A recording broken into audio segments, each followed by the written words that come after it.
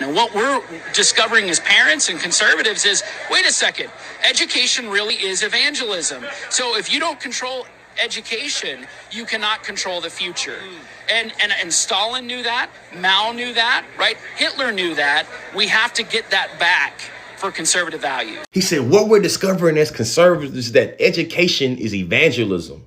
And what we know is that you control education, you control the future. Hey, evangelism is defined by the spreading of the Christian gospel by public preaching or personal witness. And for y'all that don't know, in this country, education is considered a public good that is funded by the government. And it's supposed to be a separation of church and state. However, the conservatives that want to conserve the Constitution want to marry the church and state. And I thought that was unconstitutional. Can I get an amen? He said, we understand that education is evangelism. We must control the lessons and the objectives and the values that our students are getting in that classroom. Education is elevation. Do y'all understand what's really going on?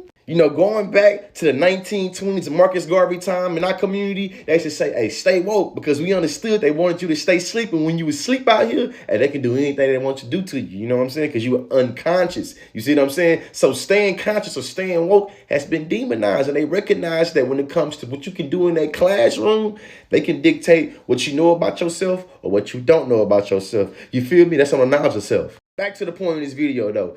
Education has always been a tool in every society to make people believe, understand, conform, and or not think at all. Think about it.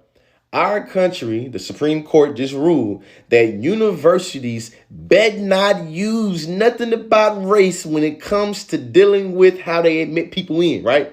However, if you got a business and you don't want to deal with no LGBTQ identity people, you can use your religion as a means to discriminate. However, in America, we have the First Amendment, and you're supposed to have freedom of religion, so you can't discriminate against nobody because of their religion, but you can use your religion to discriminate against somebody. Can you feel me? So when we talk about America being the freest country in this world, and the idea that anybody to come to America and be who they want to be, what does it mean to tie evangelism to education and say that if we control education, we control the future?